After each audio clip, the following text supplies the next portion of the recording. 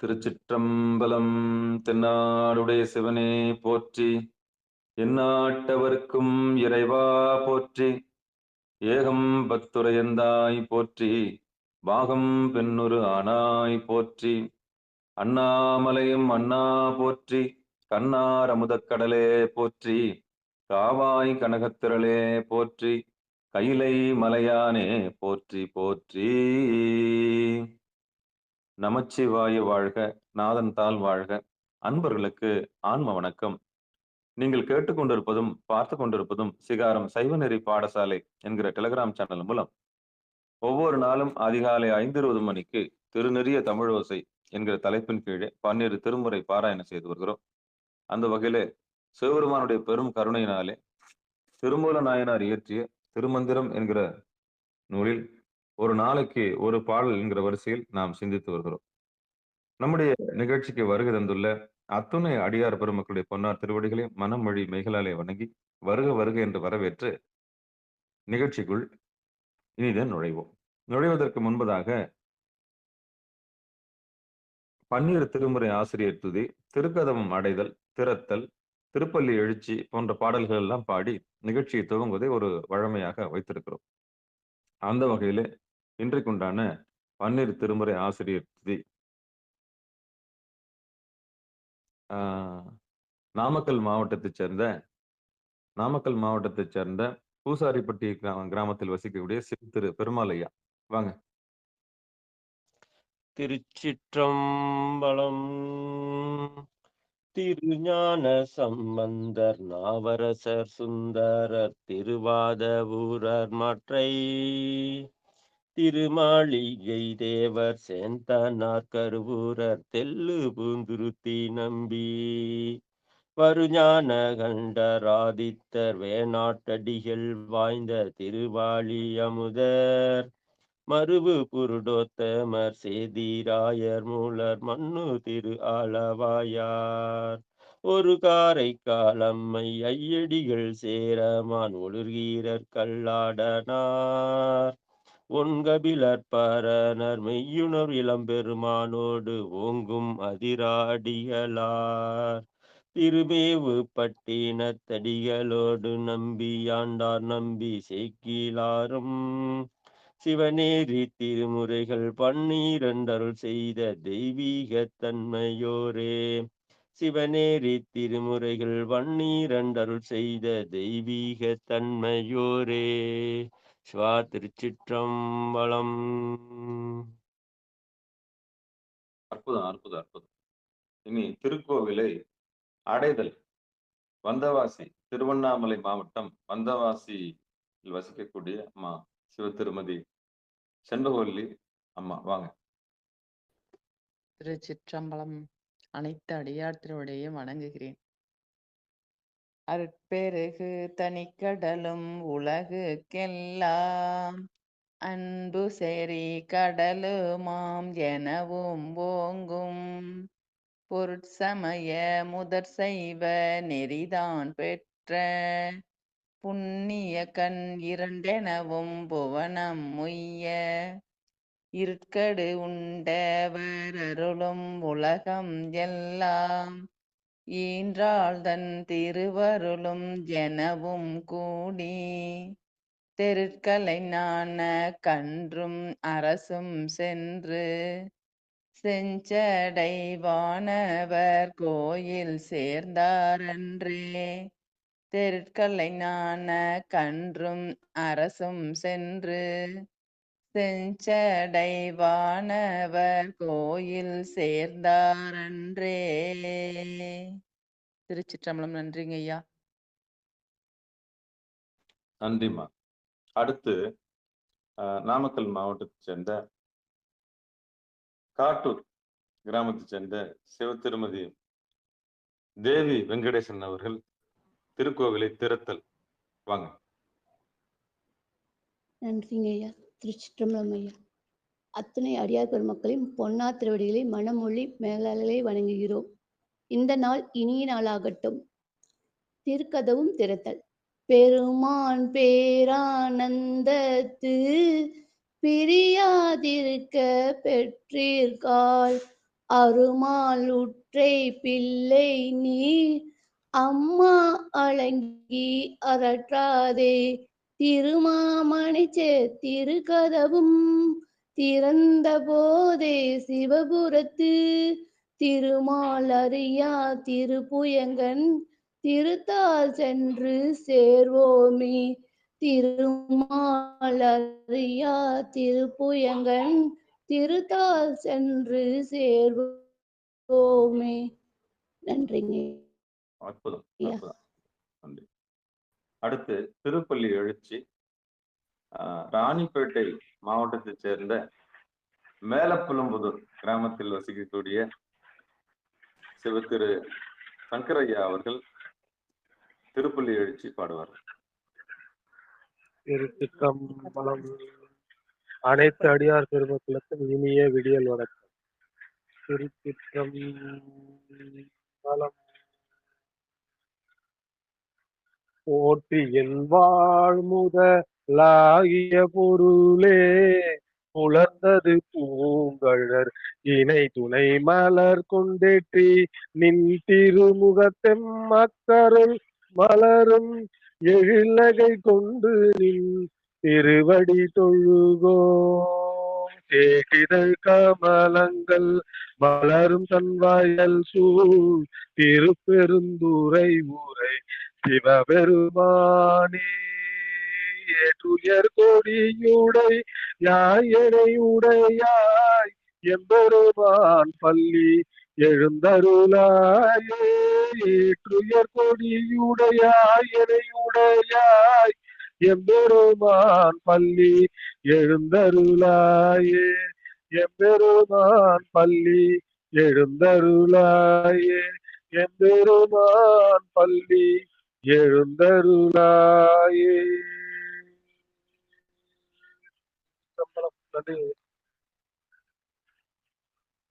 அற்புதம் சாமி, அற்புதம், அற்புதம். சிவபெருமான் சிவசிவா திருச்சிற்றம்பலம் தில்லையம்பலம். நற்றுணையாவது நமச்சிவாயவே. எந்நாடுடைய சிவனே போற்றி, எந்நாட்டவர்க்கும் இறைவா போற்றி, ஏகம்பத்துரை எந்தாய் போற்றி, பாகம் பெண்ணுரு ஆனாய் போற்றி,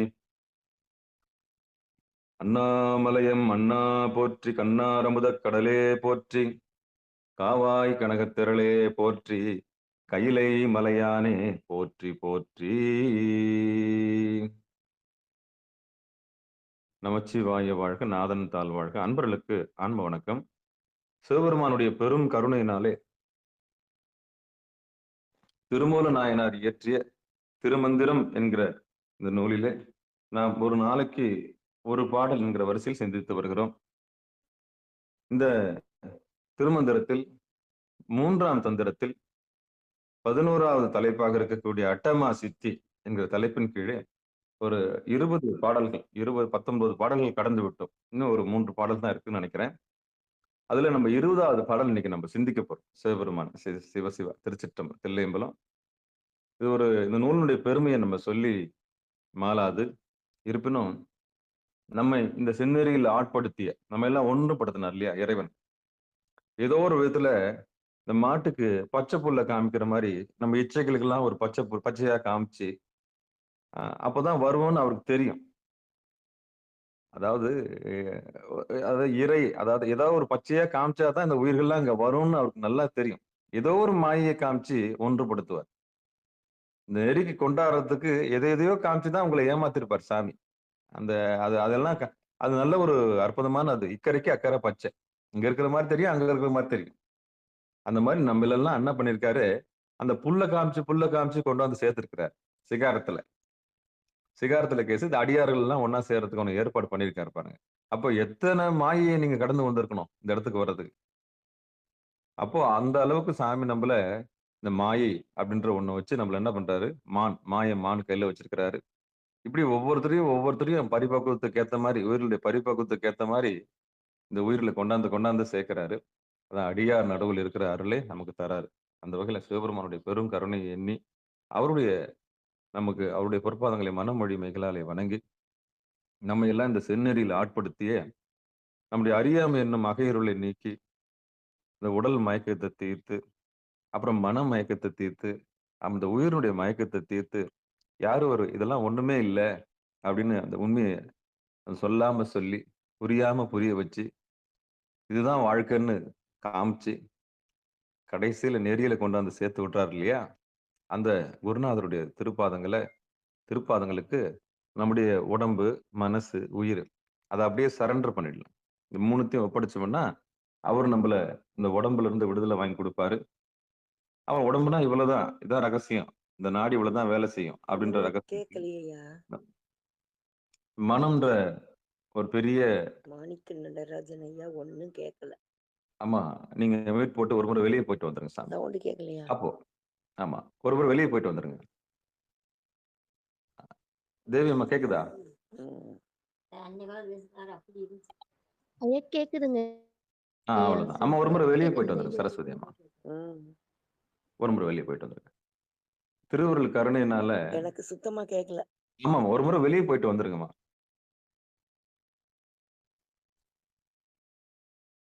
அப்போ என்ன என்ன அதுதான் அந்த இடையூறு வந்தாலே இதுதான் சிவபெருமான் சிவசிவ அந்த ஃப்ளோ குறைஞ்சு போயிடும். இந்த மயக்கம் உடல் மயக்கத்தை நம்மளுக்கு தீர்த்து அப்புறம் மன மயக்கத்தை நம்மள கிளியர் பண்ணி அதுக்கப்புறம் உயிர் மயக்கத்தை நம்மள கிளியர் பண்ணி அதுக்கப்புறம் ஃப்ரீயா கொண்டு போய் திருவடியில நிறுத்தக்கூடிய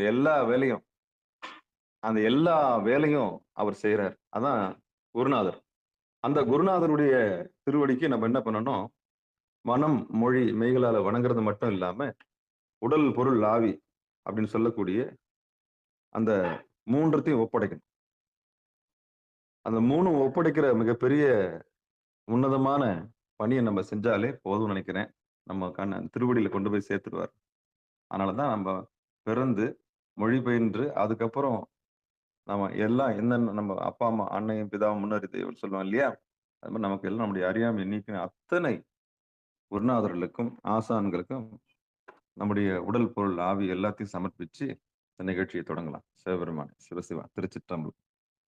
ஏன்னா அத்தனை ஸ்ட்ரகிள் எல்லாருக்குமே இருக்கும். ஸ்ட்ரகிள் இல்லாம அதாவது அப்டக்கல்னு சொல்லக்கூடிய தடைகள் இல்லாம வாழ்க்கை இல்லை. அதெல்லாம் இருந்தா தான் சுவாரஸ்யமா இருக்கும். இந்த துக்கம், வருத்தம், வேதனை இதெல்லாம் எதுக்குன்னா இறைவனுடைய திருவடியை அடையறதுக்கு தான். சரி, இப்ப நம்ம அந்த 20வது பாட்டுக்கு போலாமா? அதனால நம்ம குருநாதர்கிட்ட நம்ம என்ன பண்ணுவோம்? யார் அந்த குருநாதர் அப்படின்னா நம்மளுக்குள்ள இருக்கிற அடங்கிய மனம் தான் அந்த குரு. நம்ம தூங்கும் போது அவர் வந்து நிப்பாராம். ஆமா ஆமா நீங்க தூங்கும் போது உங்க முன்னாடி வந்து நிப்பாராம். அவர் தான் அந்த நம்முடைய மோன குருன்னு சொல்லக்கூடிய குருநாதர். அவர் தான் நம்முடைய அடங்கிய மனம். அந்த மனத்துக்கிட்ட தான் நம்ம எல்லாத்தையும் கேட்டு கேட்டு செய்றோம். அவங்க தான் நம்மள கொண்டாந்து இங்க சேர்த்து வச்சிருக்காங்க. அப்போ அவங்களுக்கு அவங்களுடைய அடங்கிய மனமே குரு. அடங்காத மனம் ஒருபோதும் குருவா வராது. ஆமா.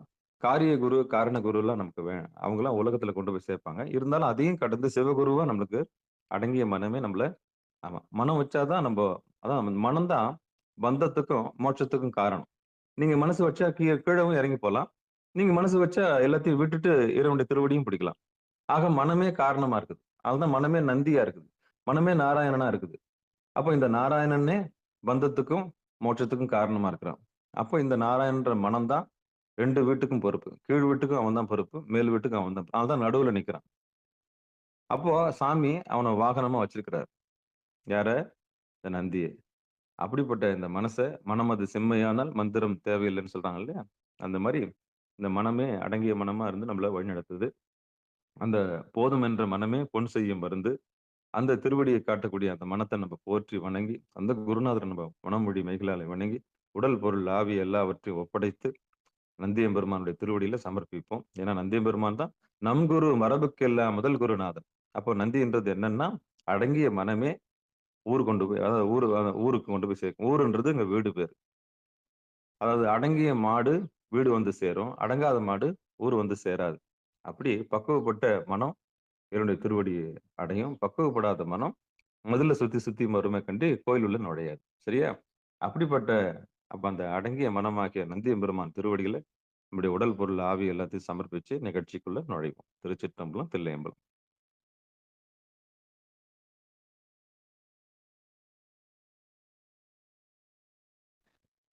பாடல். ஓங்கிய அங்கிக்கு பொன் சுழுமுனை செல்ல வாங்கி ரவிமதி வழி ஓடிட தாங்கி உலகங்கள் ஏழும் தரித்திட ஆங்கது சொன்னோம் அருள் வழியோர்க்கே.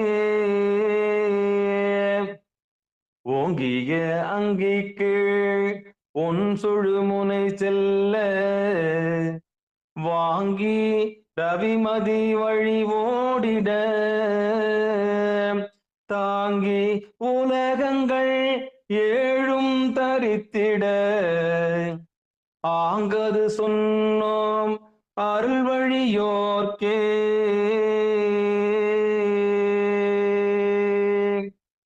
இனி பதமா பார்த்துடலாம். ஓங்கிய அங்கி கீழ் ஒன் சுழுமுனை செல்ல வாங்கி ரவி மதி வழி ஓடிட தாங்கி உலகங்கள் ஏழும் தரித்திட ஆங்கது சொன்னோம் அருள் வழியோர்க்கே. இது பதமா பார்த்துட்டோம். இது இனி தர்மயாதனம் சொன்ன அந்த பொழிப்புரையை பார்த்துடலாம். பொழிப்புரை. மூலாதாரத்தில் உள்ள அக்னியை எழுப்பி சுழுமுனை நாடி வழியே தலையளவும் செல்லுதல், பிங்களை இடைகளை வழியாக பிராணனை முறையே வெளியே ஓட விட்டும் உள்ளே செல்ல இழுத்தும் பயிலுதல், 7 உலகங்களையும் சுமந்து நிற்றல் ஆகிய முறைகளை நாம் சொன்னது சிவனது அருள் வழியில் நிற்க விரும்புவோரை நோக்கியே யாம்.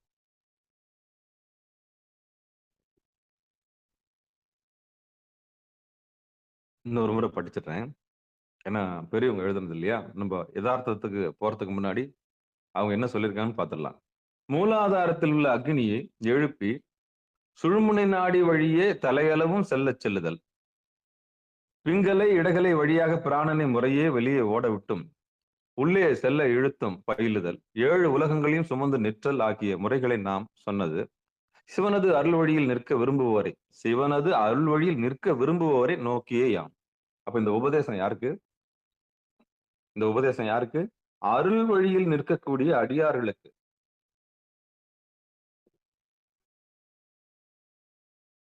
பொருள் வழியை போறவங்களுக்கு பத்தி நமக்கு கவலை இல்லை. ஏன்னா அது நிலையில்லாதது. நிலையில்லாதது நோக்கி போறவங்களுக்கு குருநாதர் தேவையில்லை. அது கொண்டு போய் மீண்டும் பிறப்புக்கு கொண்டு விடும். அரக்கத்துல எப்படி விடும், அது மீண்டும் பிறப்புல தூக்கி விட்டுரும். அவ்வளவுதான். நிலையானது தேடுறவங்களுக்கு அருள் வழி தேடுறவங்க பேர். அருள் வழியில் நிற்க விரும்புகிறவர்கள், எம்பெருமான் திருவடியை பிடிக்க ஆசைப்படுகிறவர்கள், இனி இந்த மலம் மூத்திரம் இந்த உடல் அவஸ்தை சுக்கிலம் சுரவணித அவஸ்தை எனக்கு வேண்டான்னு முடிவு பண்றவங்க, போதும் சாமி அப்படின்னு சொல்லிட்டு போதும் சாமி என்ற ஒரு பெரிய மருந்து, அந்த பொன் செய்யும் மருந்தை கண்டுபிடிச்சவங்க, அவங்களுக்கெல்லாம் இந்த அருள் வழி நிச்சயம் கிடைக்கும். அப்போ ஆங்கது சொன்னோம் அருள் வழி யோர்க்கே, அந்த கடைசி வரியை மட்டும் பார்த்துருவோம். அப்போ அருள் வழி நிக்க ஆசைப்படுற, இறைவனுடைய திருவடியை அடையணும்னு ஆசைப்படுறவங்களுக்கு திருமந்திரத்துல திருமூலர் என்ன உபதேசம் கொடுக்கிறாருன்றது இங்க செய்தி. பொதுவா எல்லார் உடம்புலயும் உஷ்ணம் உண்டு, எல்லாருக்கும் காமம் உண்டு, எல்லாருக்கும் அக்னி உண்டு. அந்த அக்னியை நீங்க எப்படி செலவு செய்றீங்கன்னு தான் முக்கியம்.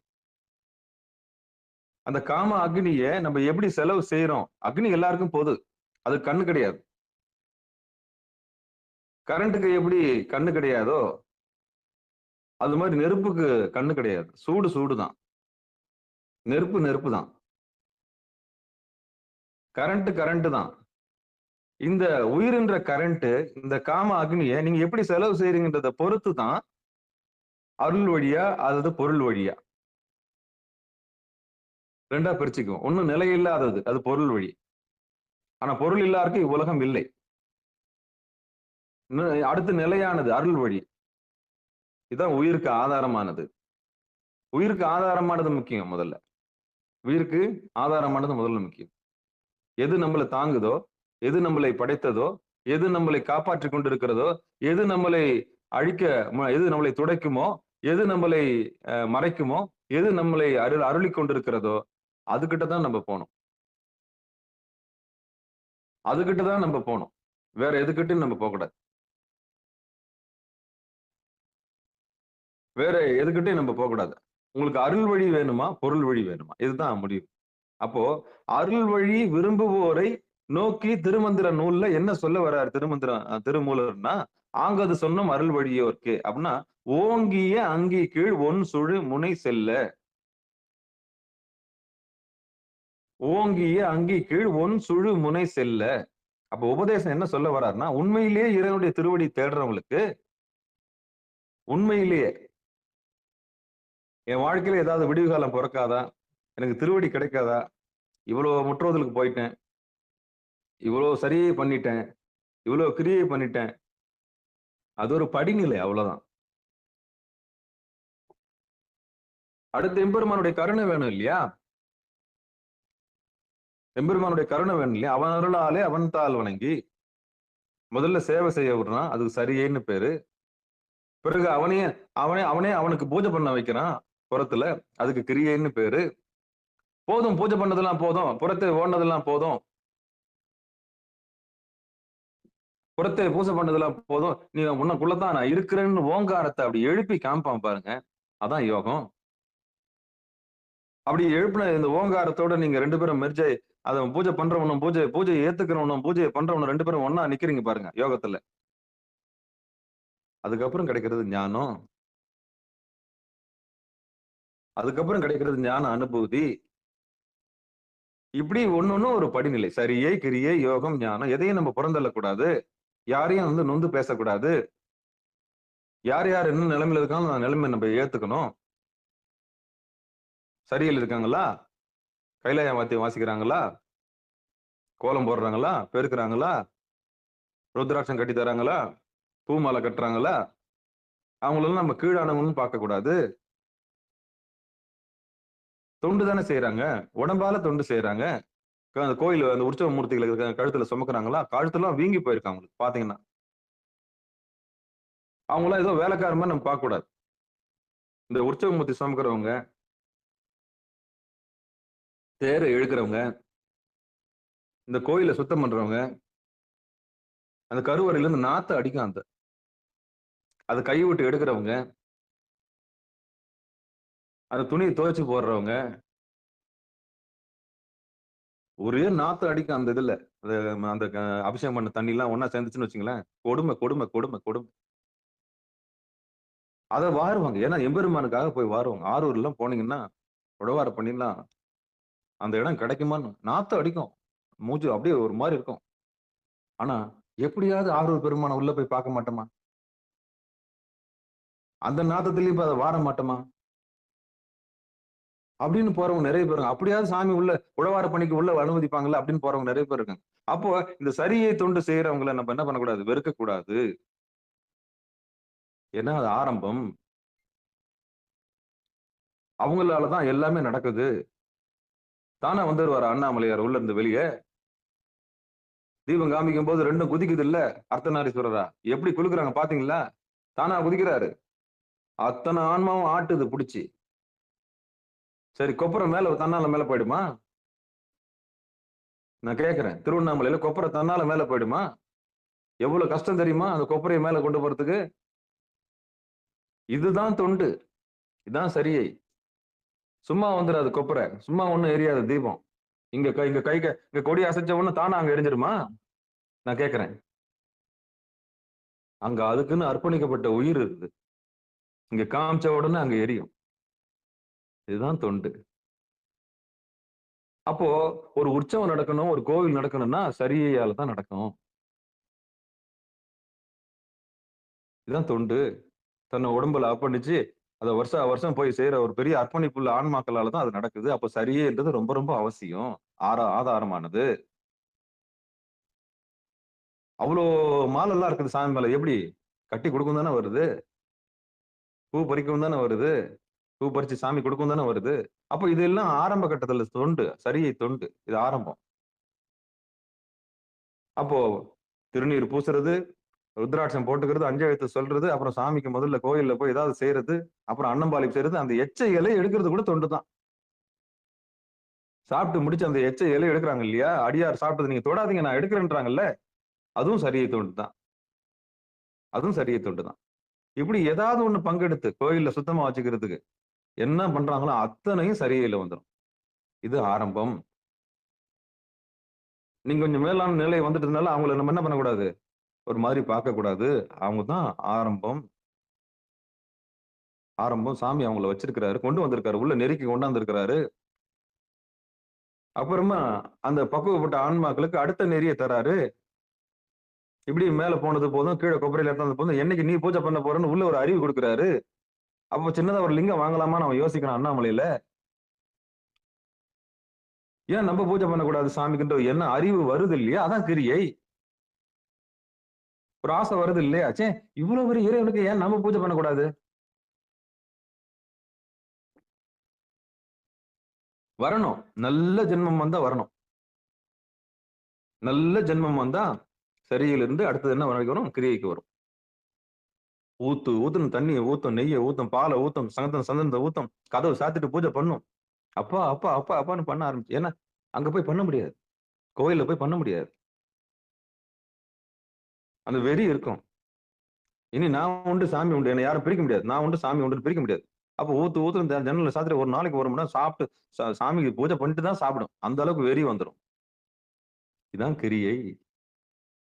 உங்களையும் சாமியை பிரிக்க முடியாத நிலைக்குள்ள புறத்தை ஒரு லிங்கத்தை வச்சு நீங்க ஒரு அமக்கலம் பண்ணுவீங்க பாருங்க. அப்பா, தொட்டு கும்பிடுங்க, அதை பண்ணுவீங்க, இதை பண்ணுவீங்க, அப்படியே விழுந்து அப்படியே பத்திரமா பாதுகாப்பு வைப்பீங்க, டிஃபன் பாக்ஸ்ல வச்சுக்கோங்க, உடையவர்னு அதுக்கு பேர் வைப்பீங்க. சாமி என்ன பண்ணுங்க, பஞ்சபுராணம் பாடுவீங்க. இது 2வது நிலை. இந்த 2வது நிலையில சாமி நம்மளுக்கு ஒண்ணு உணர்த்துறாரு. நான் புறத்தும் இருக்கிறேன், அகத்தும் இருக்கிறேன், அகத்துக்குள்ள வா அப்படின்னு சொல்லுவாரு. அதுதான் யோகம். அப்போ ஒரு மாதிரி அதுல அதுக்கப்புறம் என்ன பண்ணக்கூடாது, இது 2த்தையும் விடக்கூடாது. சரியும் விடக்கூடாது, கிரியையும் விடக்கூடாது. 3வது நிலைக்கு போன பிறகு சரியும் விடக்கூடாது, கிரியும் விடக்கூடாது. அந்த தொண்டு அப்படியே என்ன பண்ணணும், கூடுமானவர்களும் அப்படியே செஞ்சுட்டே இருக்கணும். ஏன்னா உடனே வெறுத்து ஒதுக்கிடக்கூடாது. கிடைச்சிருச்சு, ஒண்ணு கிடைச்ச உடனே ஒண்ணு என்ன பண்ணக்கூடாது, வெறுத்து ஒதுக்கிடக்கூடாது. அப்போ யோகம் உங்களுக்குள்ள அந்த ஓங்காரம் கிடைச்ச பிறகு பூஜை குறைஞ்சிரும். பூஜை குறைஞ்ச பிறகு தவம் அதிகமாயிடும். ஓங்காரம் அதிகமாயிடும். ஓங்காரம் அதிகமாயிடுச்சுன்னு நீங்க உட்கார ஆரம்பிச்சிருங்க. அதான் உபதேசம் பண்றதுக்கு சாமி வந்துருவார். நான் உள்ள இருக்கிறேன்னு ரகசியத்தை சொல்லுவார். அப்ப மெர்ஜ் ஆயிடுறீங்க. நீங்க மெர்ஜ் ஆயிரும் போது என்ன ஆகும்னா 2 பேரும் ஒண்ணாயிடுறீங்க. அப்போ சரியை கொஞ்சம் குறைஞ்சு போயிடும், கிரியை கொஞ்சம் குறைஞ்சு போயிடும், யோகம் நீட்டிக்க ஆரம்பிச்சு. ஏன்னா 3வது நிலைக்கு வந்துட்டீங்க. இந்த நிலையில என்ன நடக்கும்னா ஒன்றிடுவீங்க. நீங்க தானவனாக ஒன்றிடுவீங்க. அப்படி ஒன்றுவீங்க, 2 பேரும் ஒண்ணா ஆயிடுவீங்க. ஆடி பாடி கலைஞ்சு, ஓடி ஆடி பாடி கலைஞ்சு ஒண்ணா சேர்ந்து அப்புறம் மூச்சு மட்டும் அந்த ஆசனத்துக்கு வந்துரும். இங்கதான் ஆரம்பிக்குது இயமம், நியமம், ஆசனம், பிராணாயாமம், பிரத்யாகாரம், தாரணை, தியானம், சமாதி. இங்கதான் ஒரு விடிகாலம் பிறக்குது உங்களுக்கு. இங்கதான் ஒரு விடிகாலம் பிறக்குது. அதான் சமய தீட்சை, அப்புறம் விசேட தீட்சை, சிவ தீட்சை, அப்புறம் நிர்வாண தீட்சை. இதெல்லாம் படிப்படியா உண்மை சொல்லி தரணும், உணர்த்தி கொடுக்கணும். அதான் உண்மை. ஆனா பண்ணிடணும், பாடி பண்ணிடணும். புறத்தையும் பண்ணிடணும், அகத்தையும் பண்ணிடணும். இது ஆரம்ப கட்டம். சரியா? அப்போ இந்த யோகத்துல வரும்போது இந்த உண்மை உங்களுக்கு கிடைக்குது. இயமம், நியமம், ஆசனம், பிராணாயாமம். அப்போ ஒரு கேள்வி உங்களுக்கு வரும். என்ன கேள்வின்னா, எப்படி திருவடி அடையிறது? புறத்தை பண்ணி ஒரு பெரிய ஒரு திருப்தி அடையும் உங்களுக்கு. எல்லாத்துலயும் ஒரு திருப்தி இருக்குதுங்க. புறபூசை செஞ்சாலும் ஒரு திருப்தி இருக்கு. இன்னைக்கு நான்லாம் சாமி தொடாம என்ன பண்ண மாட்டேன். எனக்கு ஒரு என்ன நான் வடிவமைச்சுக்கிட்டேன். என்னதான் அகப்பூசை என்னதான் உள்ள தெரிஞ்சிருந்தாலும் புறத்தை இந்த உடம்ப சுத்தமா வச்சுக்கிறதுக்கு வேற வழி தெரியல. சோம்பேறித்தனம் வந்துடும். இல்லைன்னா குளிக்கணும், சாமிக்கு பூ பறிக்கணும், சாமி தொட்டுட்டு தான் அடுத்த வேலை செய்யணும்ன்ற எண்ணம் வருது இல்லையா? அதுக்கு பூசை வேணும். ஆனா ஒருபோதும் எந்த பூசையும் நிறைவடையாது. அது மட்டும் ஞாபகம் வச்சுங்க.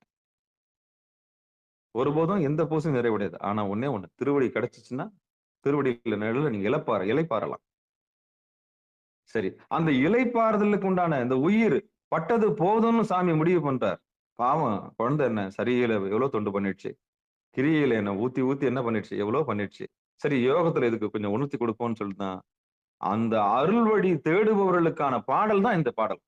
ஓங்கிய அங்கி கீழ் ஒன் சுழுமுனை செல்ல, வாங்கி ரவிமதி வழி ஓடிட, தாங்கி உலகங்கள் 7ம் தரித்திட, ஆங்கது சொன்னோம் அருள் வழியோர்க்கே. அப்படி பக்குவப்பட்ட ஆன்மாவுக்கு திருமூலர் என்ன சொல்ல வர்றாருன்னா, இந்த மூலாக்னி சொல்லக்கூடிய இந்த காம அக்னிய நிலையில்லாததுக்காக நீங்க செலவு பண்ணது போதும், இனி யோகத்துக்கு என்னுடைய திருவடிக்காக அந்த அக்னியை திருப்பி விடுங்க. இந்த அக்னியை, இந்த காமத்தை என்ன பண்ணி விடுங்க. காமன்றது என்னது? இச்சா சக்தி, கிரியா சக்தி, ஞான சக்தி. இந்த இச்சா சக்தியும் கிரியா சக்தியும் ஞான சக்தியும் நம்ம யார் பக்கம் திருப்ப போறோம்னா இறைவன் பக்கம் திருப்ப போறோம். சாதாரண மனுஷனுக்கு அதுவாகணும், இதுவாகணும், கலெக்டர் ஆகணும், அப்படி ஆகணும், இப்படி ஆகணும், இப்படி ஆகணும், எப்படியோ ஒண்ணு ஆயத்தோல அவ்வளவுதான். ஆக மொத்தம் அவருடைய இச்சா சக்தி, கிரியா சக்தி, ஞான சக்தி யாருக்கு பயன்படும்னா உலகத்தாருக்கு உலக விஷயத்துக்கு பயன்படும். இந்த உலக விஷயம் நிலையானதா? இல்ல. உலக விஷயம் நிலையானது இல்லை. ஆனா ஓடி போட்ட பாவம். அது டார்கெட். அது வீடு கட்டுறது ஒரு டார்கெட்டா வச்சிருக்கலாம். கார் வாங்கணுன்றது ஒரு டார்கெட்டா வச்சிருக்கலாம். கல்யாணம் பண்றதுன்றது ஒரு டார்கெட்டா வச்சிருக்கலாம். இப்படி பொறுத்தலே என்னன்னாலும் டார்கெட் பண்ணிக்கிட்டோம். ஆனா அது நிலையில்லாதுன்ற உண்மை தெரிஞ்ச பிறகு அருள் வழி தெரிஞ்சவங்களுக்கு எப்படி வருவாங்கன்னா நிச்சயமா சாமியோட திருவடி தான் வேணும்னு வருவாங்க. அப்ப உண்மை என்னன்னு தெரிஞ்சவங்க சாமியோட திருவடி பக்கம் வரும்போது அந்த அருள் வழி நிக்கிறதுக்கு ஆசைப்படுறாங்க இல்லையா, அவங்களுக்கு தான் இந்த பாட்டு. என்ன சொல்றாரு? இந்த அக்னிய, மூலாதாரத்துல இருக்கிற அக்னிய தேவையில்லாத சுழுமுனை நாடியில கொண்டு சேர்க்கணும். தேவையில்லாத விஷயங்களை செலவு பண்ணாம, தேவையில்லாததுக்காக செலவு பண்ணாம, நிலையில்லாததுக்காக செலவு பண்ணாம, நிலையானவங்களுக்காக, அடியார்களுக்காக, சிவனுக்காக கொண்டு அந்த இந்திரியங்களை கொண்டு சேர்க்கணும். எப்படி சேர்ப்பீங்க? மொத்தம் 7 உலகம். ஒவ்வொருத்தருக்கும் அந்த 14 லோகங்கள் இருக்கு. 14. ஆனா இங்க 7 உலகம் சொல்லப்படுது. உலகங்கள் 7 தரித்திடன்னு. அப்போ இந்த இடுப்பை கடக்கணும், அப்புறம் வயிறை கடக்கணும், இந்த மார்பை கடக்கணும், அப்புறம் விசுத்தியை கடக்கணும், அதுக்கப்புறம் அந்த புருவ மத்தியத்தை கடக்கணும், அதுக்கப்புறம் சகசிராரத்தை கடக்கணும். இப்படி துரியம் கிடக்கும். அப்புறம் நனவு, கனவு. முதல்ல நனவு, அப்புறம் கனவு, அதுக்கப்புறம் உறக்கம், அப்புறம் பேருறக்கம், அதுக்கப்புறம் உயிர்ப்பு அடங்கல், சாமி கிட்ட ஒடுங்கி நிக்கிறது, அப்புறம் நாதம், விந்து. இது எல்லாம் படிநிலைகள். இதெல்லாம் படிநிலைகள். ஒரு உயிர் இறைவனுடைய திருவடியை அடையறதுக்கு எத்தனை படி இருக்கு பாருங்க. சாதாரண மனுஷனுக்கு இடுப்பே பெருசு. அவனுக்கு உடல் உறவு, தூக்கம், சாப்பாடு, உழைப்பு, அவ்வளவுதான். அடுத்து 2வது வயிறு. தீனி கிடைச்சா போதும், சாப்பிட்டோமா படுத்தோமா முடிஞ்சு போச்சு. அடுத்து சுகமா இருக்கிறது மார்பு. உயிரை சுகமா வச்சுக்கணும், அவ்வளவுதான். எப்படி எது எக்கேடு கட்டாலும் பரவாயில்ல, நான் சுகமா இருக்கணும். அப்படி இருக்கத்தான் செய்யறாங்க. அவங்களுக்கு வாழ்க்கையில சுகம் வேணும், அவ்வளவுதான். என்ன வேலை கொடுத்து வேணாலும் வாங்கிக்குவாங்க. அவங்களுக்கு லக்ஸூரியஸா இருக்கணும். எப்படி வேணாலும் வாழலான்ற ஒரு கேட்டகரிக்கு வந்துருவாங்க. அவங்களுக்கு என்னன்னா உடம்பு சுகமா வச்சுக்கணும், ஜாலியா இருக்கணும், என்ஜாய் பண்ணணும், அவ்வளவுதான். என்ஜாய் பண்றது அவங்களுடைய நோக்கம். ஆக மொத்தம் அது இந்திரிய வழி போயிடும், அவ்வளவுதான். அடுத்து விசுத்தி, தொண்டைக்குழி, மூச்சு, மடைமாற்றம் செய்யற இடம். இப்படி உலகங்கள் எல்லாத்தையும் அந்த 6 ஆதாரங்களை சொல்றாங்க இல்லையா, மூலாதாரம், சுவாதிஸ்தானம், மணிபூரகம், அநாகதம், விசுத்தி, ஆங்ஜா, சகசிராரம். இது ஒன்னொன்னும் ஒரு உலகம். இந்த 7 உலகங்களும் பணிஞ்சு ஏத்துற ஒரு இடம் இருக்கு, அதான் புருவ மத்தியம். ஏன்னா இந்த 7 உலகங்களுக்கும் படி எனக்கக்கூடிய ஆர்டர் பண்ணக்கூடிய ஒரு இடம் இருக்குன்னா அதுதான் புருவ மத்தியம். அந்த புருவ மத்தியத்தை சுழுமுனை செல்ல, அந்த சுழுமுனை செல்றதுக்கு தான் என்ன சொல்றாங்க, வாங்கி ரவி மதி வழி ஓடிட. அப்போ வலது பக்கம் மூச்சு ஒரு பக்கம் எடுத்துன்னு ஓடும், கொஞ்ச நேரம் பொறுத்து இடது பக்கம் மூச்சு எடுத்துன்னு ஓடும். ஒரு பக்கம் சூரியன்களை ஓடும், இன்னொரு பக்கம் சந்திரகலை ஓடும். இப்படி 2 பக்கம் ஓடிக்கிட்டே இருக்கும். இப்படி ஓடிட்டு இருக்கிறத என்ன பண்ண போறோம்னா சுழுமுனையில கொண்டு போய் சேர்க்கணும். அதுதான் குருநாதர் தேவைப்படுறாரு. இந்த ஒரு பக்கம் மூக்கு அடிச்சுக்கணும், ஒரு பக்கம் பண்றது நாடி சுத்தி. அதுக்கு பேர் என்னது? நாடி சுத்தி. மூக்கு எந்த பக்கம் மூச்சு வருதுன்னு பாக்குறதுக்காக நாடி சுத்தி பண்றது. இடகலையில ஓடுதா, சந்திரகலையில ஓடுதா, இல்ல சூரியகலையில. வலது பக்கம் போனா சூரியகலை, இடது பக்கம் போனா சந்திரகலை. அப்ப மூக்கு பக்கத்துல வச்சு இந்த மூக்கை ஒரு பக்கம் பிடிச்சிக்கணும், ஒரு பக்கம் பண்றதுன்றது அதுக்கு பேர் நாடி சுத்தி. ஏன் நாடி சுத்தி பண்ணணும்? நம்ம இப்ப எந்த கலையில இருக்கிறோம்? இறைவன் இடது பக்கம் ஆடுறாரா, இடது கால் தூக்கி ஆடுறாரா, வலது கால் தூக்கி ஆடுறாரா, அந்த உண்மையை தெரிஞ்சுக்கிறது தான் நாடி சுத்தி பண்றோம். உங்க வலது நாசியில ஓடுதுன்னா சாமி மதுரையில இருக்கிறாரு, வலது கால் தூக்கி ஆடுறாரு. உங்க இடது மூக்கு வழியா காத்து போகுதுன்னு சொன்னா அது சாமி சிதம்பரத்துல இருக்கிறார், அவ்வளவுதான். இடது காலுக்கு தூக்கி ஆடுறாரு. 2ம் கட்டானா இருக்குதுன்னா ஊர்த்துவ கதியில் இருக்குதுன்னு அர்த்தம். தூங்கணும்னா அசபா நடனம். இது நான் பலமுறை சொல்லியிருக்கிறேன். நீங்க தூங்கும் போது நடக்கிற நடனத்துக்கு பேர் என்ன தெரியுமா? அதான் தூங்கும் போது யாருன்னா கவனிங்க. குழந்தைங்க யாருன்னா தூங்குனாங்கன்னா ஆழ்ந்து தூங்கும் போது அதனுடைய சுவாசத்தை கவனிங்க. அதுக்கு பேர் அஜபா நடனம். என்னடா இப்படி போட்டு உடைக்கிறேன்னு நினைக்கிறீங்களா?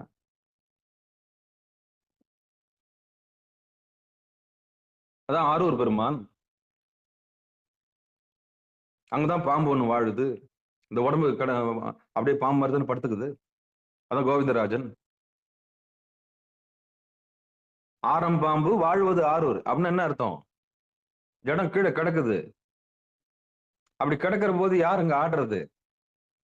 அந்த பெருமானுக்கு காலை பார்க்க முடியுதா? பார்க்க முடியாது. ஆரூர் பெருமானுடைய காலை உங்களால பார்க்க முடியுமா? நடராஜ பெருமானுடைய காலை உங்களால பார்க்க முடியும். இடக்காலை பார்க்க முடியும். தூக்கி திருவடியை பார்க்க முடியும். அங்க பார்க்க முடியாது. ஏன்னா அங்க படுத்திருக்கும் போது, தூங்கும் போது உயிர்களை ரட்சிக்கிற ஒரே இறைவன். தான் தியாகேசன் அவனுக்கு பேரு. நல்லா தூங்கும் போது யாரையும் எழுப்பக்கூடாது. தியாகராஜ பெருமான், ஆரூர் பெருமான், அங்க ஆதிசேஷன் படுத்திருக்குது. அதனால்தான் அது ஆரம் பாம்பு வாழ்வது ஆரூர்னு அந்த சுந்தரர் சொல்லுவார். சைன கோலம்.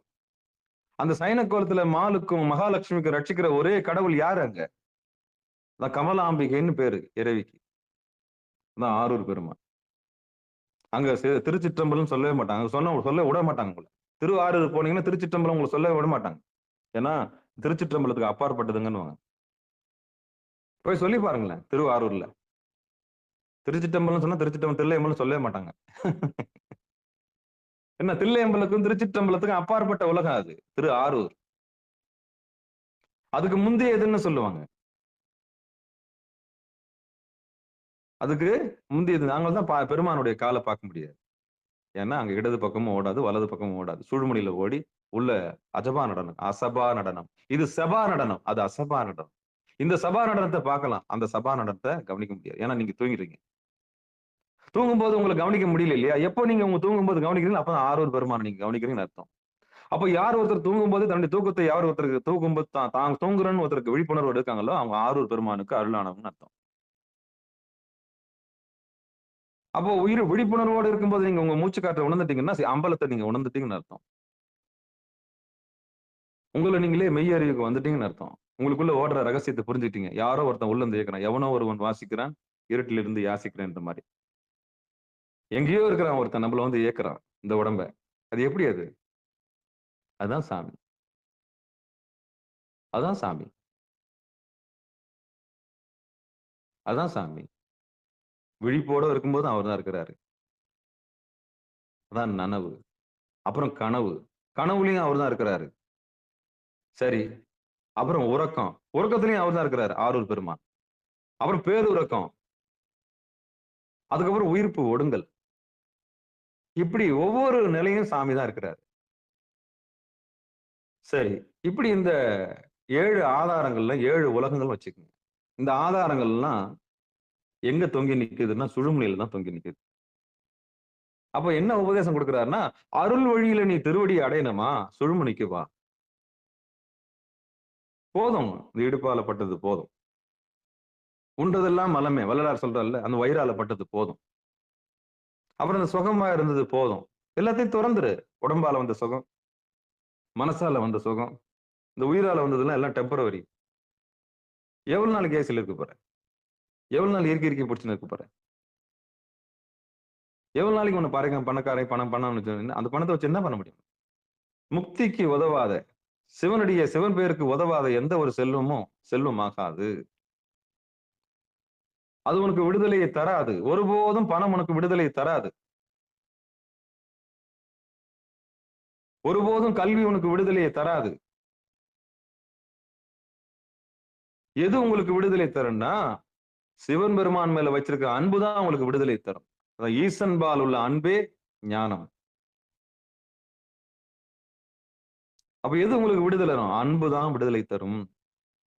இதான் செய்தி. அப்ப என்ன உபதேசம் நம்மளுக்கு சொல்ல வர்றாருன்னா, இவ்வளவும் அந்த ரவி மதி ஓடிட, அதாவது இடப்பக்கமும் வலப்பக்கமும் ஓடுற காத்து இருக்கு இல்லையா, அதை கொண்டு போய் சுழுமுடியில சேர்க்கிற வித்தையை குருநாதன் மூலியமா கத்துக்கணும். இடப்பக்கம் ஓட விடக்கூடாது, வலப்பக்கம் ஓடக்கூடாது. ரெண்டும் சேர்ந்து எங்க போய் நிக்கணும்? ஓடிட, தாங்கி உலகங்கள் 7 தரித்திட, ஆங்காது சொன்னும் அருள் வழியோர்க்கே, ஓங்கி அங்கி கீழ் ஒன் சுழுமுனை செல்ல. அப்ப அந்த கொண்டு போய் நீங்க முதல்ல உடம்புன்றதை கவனிக்கணும். அதுக்கப்புறம் மனசுன்றதை கவனிக்கணும். கையொடுங்கி காலடங்கி முதல்ல உட்காரணும். ஏகாந்தமா உட்காரணும். அதுவும் எந்த வித பிக்கல் புடுங்கலும் இருக்கக்கூடாது. உட்காரும் போது தான் அடுப்புல எதனா வச்சுட்டு ஓடக்கூடாது. இந்த உடம்பளவுல டார்ச்சர் இருக்கும், அந்த டார்ச்சரை விட்டுறணும். அப்புறம் மனசளவுல டார்ச்சர் இருக்கும், அந்த டார்ச்சர் இருந்து விடுதலை வாங்கணும். இப்படி உடம்பு அடங்கி மனசு அடங்கி உட்கார்ந்தாலும் சும்மா விடுமா ஒரு போன் கால் வரும். எத்தனை தொந்தரவு வரும் தெரியுமா? நீங்க பூர்வ மத்தியத்து போங்காட்டியும் அவ்வளவு தொந்தரவு வரும். கொஞ்சம் ஏகாந்தமா இருக்கலாம்னு ஆசைப்படுவீங்க. நீங்க அனுபவிச்சாதான் தெரியும். நீங்க அனுபவிச்சாதான் தெரியும். நீங்க இறைவனுடைய திருவடியை நீங்க தொட்டு பாருங்களேன் போய். எத்தனை தடை வருதுன்னு பாருங்க. அப்போ ஏதாவது ஏதாவது ஒண்ணு கிடைக்கும்னா தான் நம்ம மனசு வேலை செய்யும். நான் கூட பிரதோஷத்துல கேட்டேன். உங்க நெஞ்சு தொட்டு சொல்லுங்க. உங்களுக்கு வாழ்க்கையில துக்கம், துயரம்னு இல்லைன்னா நீங்க இந்த கோயில் பக்கம் வந்திருக்கீங்களான்னு கேட்டேன். எல்லாமே ஆமான்னு சொல்லிச்சுங்க. ஆமா சாமி. அப்போ 5 மூட்டை 60 உங்களுக்கு எல்லா செல்வாக்கும் வீட்டுக்குள்ளே கிடைச்சுன்னா நீங்க வருவீங்களான்னு கேட்டேன். 60 பேர் என்ன சொல்லுங்க? ஆமாங்க ஐயா, நான் வரமாட்டேங்க ஐயா. அப்போ உங்களுக்கு பிரேக் கொடுக்கும் தானே இங்க வந்திருக்கிறீங்க நீங்க. உன் நெஞ்சு தொட்டு சொல்லு. உனக்கு ஒரு வருத்தம், உனக்கு ஒரு துயரம், உனக்கு துக்கம் வந்த பிறகுதான் பிரதோஷம். ஐயோ சனி பிரதோஷம் ஓடி வந்திருக்கிறேங்க. அது கொடுக்கலன்னா நீ வருவியா? நான் கேட்கிறேன். உனக்கு எல்லாமே உனக்கு 100% உனக்கு வீட்லயே எல்லாம் கிடைச்சிச்சுன்னா நீ வருவியா? யாரும் நினைக்கவே மாட்டான். யாரும் நினைக்கவே மாட்டான். அதுதான் கேட்டேன் நானு. அப்போ உனக்கு ஏதோ ஒரு பிரேக் கொடுக்குறாரு. ஆட்டுக்கு வாழை அளந்து வச்ச மாதிரி எல்லாருக்கும் ஒரு பலகீனம் வைக்கிறார் சாமி. அது எவ்வளவு இருக்கும் அடியன் உட்பட. அது மகாலட்சுமியா இருந்தாலும் சரி, அது சரஸ்வதியா இருந்தாலும் சரி, அது பராசக்தியா இருந்தாலும் சரி, பூமிக்குன்னு வந்துட்டாங்கன்னா அவங்களுக்கு ஒரு குறைய சாமி வைக்கிறார். ஏன்னா முழு அதிகாரம் யாருக்கும் கொடுக்கறதே கிடையாது. ஏன்னா இறைவனுடைய நினைவை நீ அற்று போய்விடக்கூடாதுன்றதுக்காகத்தான் ஒரு துயரத்தையும் ஒரு சலிப்பையும் ஒரு வேதனையும் வைக்கிறார். 100% யாரையும் கவலை இல்லாம வைக்கிறதே இல்ல. 100% யாரும் நிறைவா இங்க பூமியில யாரும் வச்சிருந்தே கிடையாது. அவன் எவ்வளவு பெரிய கொம்பனா இருந்தாலும் ஒரு பக்கம் இருட்டுல துக்கம் இருக்கத்தான் செய்யும். ஏன்னா அளந்துதான் வச்சிருக்கிறார். அளந்துதான் வச்சிருக்காரு சாமி. ஆட்டுக்கு வாழை அளந்த மாதிரி மாட்டுக்கு வாழை அளந்த மாதிரி நமக்கும் அளந்துதான் சாமி கொடுத்திருக்கிறார். பர்ஃபெக்டா யாரையும் அனுப்புவது இல்லை. பூரணம் கண்டவர் பூமியில் வர காரணம் இல்லையடி கொதம்பாய். அப்படி பூரணமா இருக்கணும் நம்ம பூமியில பிறந்திருக்கணும் அவசியமே கிடையாது. அப்படி பிறந்துட்டோம், பிறந்து உபதேசம் பெறாம இருந்தா அது நல்லதா இருக்குமா? அப்ப மருள் வழியில போறீங்களா, அருள் வழியில போறீங்களா? பொருள் வழியில போறீங்களா, அருள் வழியில போறீங்களா? உங்களுக்கு திருவடி முக்கியமா? அதான் இப்போ 2 கொஸ்டின் தான். உனக்கு நிலை இல்லாதது வேணுமா, நிலையானது வேணுமா? அப்ப நிம்மதி எங்க அப்படின்னும் போது, அப்படி நிம்மதியை தேடுற உயிர்களுக்கு சாமி சொல்றாரு சுழுமுனை மார்க்கம். அந்த சுழுமுனையை தொடர்றதுக்கு எத்தனை மார்க்கத்தை கடக்க வேண்டியது இருக்கு. சரியை கடக்க வேண்டியது இருக்குது, கிரியை கடக்க வேண்டியது இருக்கு, யோகத்தை தொட வேண்டியது இருக்குது, அதுக்கப்புறம் ஞானத்தை பெற வேண்டியது இருக்கு. அதுக்கப்புறமா தான் சுழுமுனையில நீ உட்காரணும். இந்த விடுதலையை வாங்கி கொடுப்பார் சாமி. உடம்பால வாங்கி கொடுப்பார். உடம்பால வரக்கூடிய டார்ச்சர்ல இருந்து விடுதலை வாங்கி கொடுப்பார். அவர் மனசால இருக்கக்கூடிய டார்ச்சர்ல இருந்து விடுதலை வாங்கி கொடுப்பார். அப்புறம் இந்த மயக்கம் இருக்கு இல்லையா? இதுவா அதுவா, இதுவா அதுவா, உள்ளேயா வெளியவா, உள்ளேயா வெளியே. இந்த போராட்டம் எல்லாருக்கும் இருக்கவே செய்யும். ஒரு முடிவெடுக்க திறனே நம்மளுக்கு வராது. இப்படி இருக்குமோ அப்படி இருக்குமோ, அப்படி இருக்குமோ இப்படி இருக்குமோ, இப்படி இருக்குமோ அப்படி இருக்குமோ, இதுவோ அதுவோ, அதுவோ இதுவோ, கடைசி வரைக்கும் 2 கட்டான தான் வச்சிருப்பாரு நம்மள சாமி. எப்படி? கடைசி வரைக்கும் 2 கட்டான தான் வச்சிருப்பார். அதான் அவருடைய மிகப்பெரிய திரோதான சக்தி. ஏன்னா மறைப்பாற்றலின் உச்சம் சாமி. கொஞ்ச நேரத்துல மயக்கிடுவாரு. அம்பால வச்சு கொஞ்ச நேரத்துல மயக்கிடுவாரு. அதனாலதான் தாருகாவனத்து முனிவர்களுக்கு ஆட்டம் காமிச்சாரு சாமி. எங்களை விட ஒழுக்கமானவங்க யாருல கருப்புல சிறந்தவங்கன்னு சொன்னாங்க. அதுவே கர்வமா மாறிடுச்சு. எங்களை விட டிசிப்ளினான ஃபேமிலி எங்களுடைய கம்யூனிட்டி விட ஒரு பெரிய கம்யூனிட்டி உலகத்துல இல்லைன்னு அவங்க முடிவு பண்ணாங்க. உடனே திருமாலை பார்த்தாரு சாமி. இது என்ன இது? மூலப்பரம்பொருளா இருக்க நம்மையே புறந்தள்ளிட்டு அவங்க ஒழுக்கம் தான் பெருசுன்றாங்களே. அப்ப அந்த ஒழுக்கத்தை உடைக்கிறாரு சாமி. அதான் சொன்னனே, சிவபெருமான முன்னிறுத்தாத எந்த ஒரு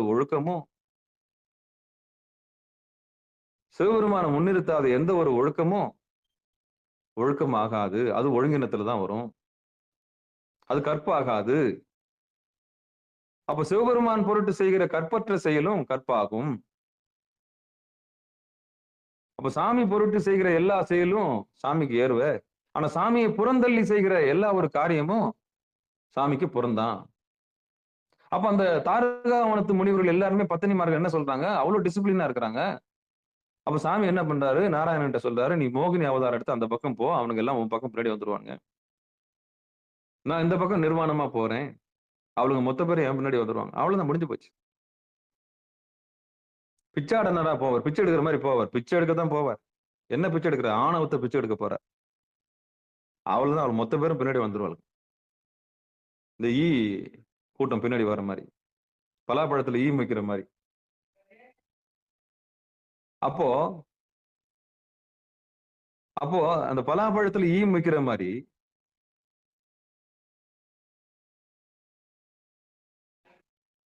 திருவடி கருணைய, அப்போ அந்த பிச்சாடனரா வந்த இறைவன் அந்த பத்தினி தன்மையை அப்படியே கூட்டு வந்துடுறாரு. பாவம், ஒரு பக்கம் பெண்கள் எல்லாம் அந்த பக்கம் போறாங்க, இதை பாக்குறாங்க முனிவர்கள்லாம். என்ன இது அப்படின்னு சொல்லிட்டு பாக்குறாங்க. இது யாருடைய வேலையோ? அப்பதான் வந்து ஏவுறாங்க, மானு ஏவுறாங்க, என்னென்னவோ ஏவுறாங்க, யானை ஏவுறாங்க. யாரை சாவடிக்கிறதுக்கு? சிவபெருமான சாவடிக்கிறதுக்கு முடியுமா? அப்ப மூலப்பரம்பொருள பணியாத எந்த ஒரு காரியமும் சாமி அதை ஆபரணமா ஏத்துக்கிறார். எல்லாவற்றையும் ஆபரணமா ஏத்துக்கிறார். மானை வச்சுக்கிறாரு, மடு கோடாலிய வச்சுக்கிறாரு, பாம்பு அனுப்புறாங்க, பாம்பையும் ஆபரணமா போட்டுக்கிறாரு, புலி அனுப்புறாங்க, புலியை உரிச்சு போட்டுக்கிறாரு. இப்படி ஒவ்வொன்றும் ஆடையா மாறுது. அப்ப இதுல இருந்து என்ன தெரியுதுன்னா, இறைவனை விட்டு கடைபிடிக்கிற, இறைவனை நோக்கமா வச்சிருக்காத எந்த ஒரு ஒழுக்கமும் ஒழுக்கத்துல சேராது. அங்க கர்வ பங்கம் தான் நடக்கும். இப்ப நடந்துச்சு இல்ல? இப்ப என்ன பண்ணுவேன்? கொஞ்ச நேரத்துல ஆட்டம் கண்டு போச்சு. மோகினி பார்த்த உடனே முனிவர்கள்லாம் தன்னுடைய என்ன என்ன விட்டுட்டாங்க, அந்த ஒழுக்கத்தை விட்டுட்டாங்க. அப்போ ஒழுக்கத்தை சிதைக்கக்கூடிய ஆற்றல் யாருக்கு உண்டு? சாமிக்கு தான் உண்டு. அப்போ இறைவனுடைய திருவடியின் நோக்கம் இல்லாதவர்களுக்கு இதுதான் கதி. இந்த வாய் ஜம்பம், வாய் சவுடாலு, எங்கள் தான், எங்க ஜாதி தான் உலகத்திலே பெருசுன்னு சொல்றது, நாங்க இல்லைன்னா உலகத்துல எதுவுமே கிடையாது, நாங்க தான் உங்களுக்கு பிச்சை போட்டோம், we are the first அப்படின்ற கர்வம் இருக்கு இல்லையா? அது அழியறதுக்கு உண்டான எல்லா ஆரம்பம் அதுதான். எந்த ஒரு சமூகமும் தனித்து வாழ முடியாது. எந்த ஒரு சமூகமும் தனித்து வாழ முடியாது. எங்க சமூகம் தான் உச்சபட்சம் சொல்ல முடியாது. அப்படி சொன்னா அது அழிஞ்சிடும், சீக்கிரம் அழிஞ்சிடும். ஒருத்தரை ஒருத்தர் சார்ந்திருக்கிறது தான் சமூகம். இந்த உண்மையை தெரிஞ்சவங்க தான் திருவடிக்கு வர முடியும். அவங்க தான் அந்த ஜாதி ஆணவத்தை கடக்க முடியும். அவங்க தான் அந்த உடம்புன்ற ரகசியத்தை கடந்து போக முடியும். அவங்க தான் அந்த மனசுன்ற ரகசியத்தை கடந்து போக முடியும். அவங்க தான் அந்த உயிருடைய மயக்கத்தை தீர்த்து திருவடிக்கு வந்து சேர முடியும். அப்படி சாமி திருமந்திரத்துல திருமூல நாயனார் என்ன சொல்ல வர்றாருன்னா, அருள் வழி நிக்கிற ஆசைப்படுற உனக்கு நான் சொல்றேன், இடுப்பு உனக்கு உலகம் இல்ல, வயிறு உனக்கு உலகம் இல்ல, மார்பு உனக்கு உலகம் இல்ல, இந்த தொண்டைக்குழி உனக்கு உலகம் இல்ல, இதெல்லாம் கழுத்துக்கு கிடைக்கிற சுகங்கள்லாம் உனக்கு உலகம் இல்ல சாமி, மேல வந்துரு மார்க்கம் சுழுமுனை. அருள் வழியில் நின்று திருவடி நீ பெறணுமா, அங்க வந்துரு சாமி. இதெல்லாம் டெம்பரவரிப்பா, இதெல்லாம் டெம்பரவரி, இதெல்லாம் மயங்கிடாத, இதுக்காக போய் உன்னை விட்டுறாத, தேங்கிடாத. தேங்கினா சாக்கடை ஆயிடுவோம். தேங்கிய தண்ணி என்ன பண்ணும்? நாத்த அடிக்கும். அப்ப நீ தேங்கிடாது, இதெல்லாம் போய் விழுந்துடாத. அப்ப உன்னை கண்ணின் மணி போல சாமி கொண்டாந்து எங்க விடுறாரு? சுழுமுனையை கொண்டாந்து வர்றாரு. அதுதான் குருநாதரா மானோட சட்டை தாங்கி வர்றாரு. அப்ப முதல்ல உங்களுக்கு பூர்வமத்தை காமிக்கிறாங்க இல்லையா? ஐயோ நீ நொந்து போனது என் செல்லம், எதோ கண்டு நீ வாழ்க்கையில ஏமாந்துட்டியே. இவங்க சதம் நினைச்சா அவங்க சதம் இல்ல, உற்றார் உறவினர்லாம் காப்பாத்தவன்னு நினைச்சா அதெல்லாம் ஒண்ணும் இல்ல, டூப்ளிகேட்னு தெரிஞ்சு போச்சு. அப்ப இன்சான் உடம்புக்கு சிரசு பிரதானம், அந்த சிரசுல கண்ணு பிரதானம், அந்த கண்ணுல பிராணன் பிரதானம், அந்த சுழுமுனிர் தான் பிரதானம்னு சொல்லி தராரு இல்லையா? இங்கதான் உயிர்ப்பு அடங்குது. உட்காரு, ஒரு நிலையா உட்காரு, ஓய்வு கிடைக்கும் போது உட்காரு, வலது கண்ணு சூரியன், இடது கண்ணு சந்திரன், குறுமதில் அப்படி லைச்சீரு, தேவாரத்தை போட்டுட்டு கேட்டுட்டு அங்க இருப்பு, வழி பாடு அப்படின்னு மார்க்கத்துக்கு கொண்டாடுறாரு இல்லையா? இதான் விடுதலை. இவங்களுக்கு தான் உபதேசம். வேற யாருக்கும் உபதேசம் பண்ணக்கூடாது. யார் ஒருத்தர் தேடுறாங்களோ அவங்களுக்கு தான் உபதேசம் பண்ணணும். கண்டவனுக்குலாம் அங்க உபதேசம் கிடையாது. பசியோடு இருக்கிறவனுக்கு தான் உபதேசம். ஞான பசியோட இருக்கவங்க, சாப்பாடு இல்ல. ஞான பசி, தேடல் உள்ள உயிர்களுக்கு. பஜனை மட்டும் பாடுறவங்களுக்கு நமக்கு தேவையில்லை.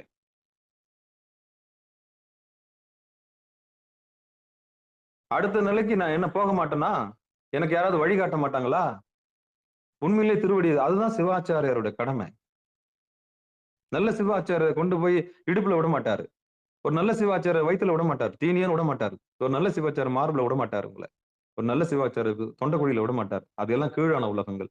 ஒரு நல்ல சிவாச்சாரியரை கொண்டு வந்து சுழுமுனையில் சேர்ப்பார். அவர் தான் ஆத்மநாதர். அவர் தான் உங்களுக்கு ஆத்ம விடுதலை கொடுக்கக்கூடியவர். அவர் தான் விடுதலை கொடுக்கக்கூடியவர்.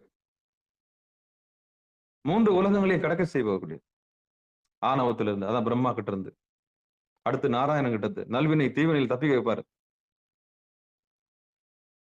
நல்வினை தீவினையிலிருந்து உங்களை தப்பிக்க வைப்பார். எது நல்லது, எது கெட்டது, எது செஞ்சா எது விளையும் அப்படின்ற ரகசியத்தை சொல்லி தருவார்.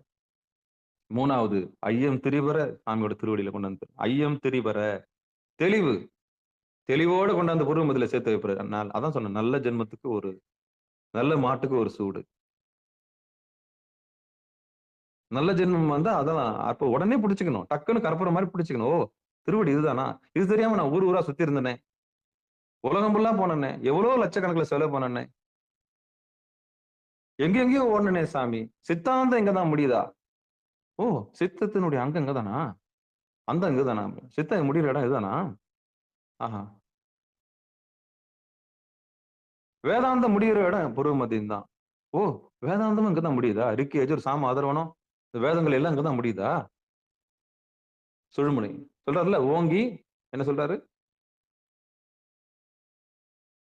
ஓங்கிய அங்கி கீழ் ஒன் சுழுமுனை செல்ல. அப்போ திருமந்திரத்துல இந்த பாட்டு என்ன சொல்லுதுன்னா, உங்களை கொண்டு போய் எங்க சுழுமுனையில் நிறுத்திடுறாரு சாமி. நிறுத்தின உடனே என்ன அடங்குது? முதல்ல உடம்பு அடங்குது, அப்புறம் மனம் ஒடுங்குது, அதுக்கப்புறம் இருவினை ஒப்பு நடக்குது. இருவினை ஒப்புனா என்ன? நல்லது கெட்டது எல்லாமே தெரிஞ்சுது, மகிழ்ச்சி கூடுது, நிம்மதி கிடைக்குது, ஒரு வழி பிறக்குது, உங்களுக்கு முதல்ல விடுதலை கிடைக்குது. விடுதலை கிடைக்குது. உட்காரு உட்காரு, 4:10க்காக தான் நான் கூவுறேன். கூவாத குறைய 4:10க்கு வந்துரு, 3:10க்கு வந்துரு, 3:30க்கு வந்துருன்னு சொல்றேன். நல்ல பிராணன் உலாவுற நேரம். உட்காந்து கை அடங்கி கால் அடங்கி உட்காந்து ஏகாந்தமா, தன்னை எறிய தனக்கு ஒரு கேடு இல்லை. வலது கண்ணு சூரியன், இடது கண்ணு சந்திரன். உட்காந்து பூர்வ மத்தியில பார், ஆடாம அசையாம பார். முதல்ல இரிட்டேட்டிங்கா இருக்கும், தலைவலி இருக்கும், கண்ணுல இருந்து தண்ணி வரும். விடாத, கொஞ்சம் கண்ணை இறுக்கி மூடு, அப்புறம் பிடிச்சிக்க, இறுக்கி பிடிச்சிக்க. அதுக்கப்புறம் எல்லாமே புரிய வரும். உங்க வீட்டுக்கார் யாருன்னு உனக்கு தெரிய ஆரம்பிக்கும், உன் பையன் யாருன்னு உனக்கு தெரிய ஆரம்பிக்கும், உன் பொண்ணு எப்படி, எது உண்மையான அன்புன்றது புரியும், உற்றார் உணவர்கள் யாருன்னு தெரியும். மேலுக்கு பேசுறாங்களா, உண்மையா பேசுறாங்களா, அன்பு இருக்குதா, உள்ள அன்பு இருக்கா, வெளிய அன்பு இருக்கான்னு பாருங்க. காரணம் என்ன, காரியம் எல்லாம் புரிய ஆரம்பிக்கும். இந்த உலகம் எல்லாமே புரிய ஆரம்பிக்கும். ஏன் ஈவன் நானே கூட புரியும். இவன் சோத்துக்கு பேசுறானா, வயிற்றுக்கு பேசுறானா, இல்ல பணத்துக்கு பேசுறான்ற எல்லா உண்மையும் உங்களுக்கு புரியும். எப்பொருள் யார் யார் வாய் கேட்பினும் அப்பொருள் மெய்ப்பொருள் காண்பது அறிவு. எங்க சுழுமுனையில வந்தா தான் தெரியும்.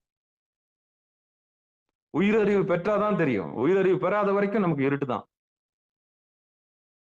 ஒரு பானை சோற்றுக்கு ஒரு சோறு பதம். இந்த உலகத்தை தெரிஞ்சுக்கணுமா,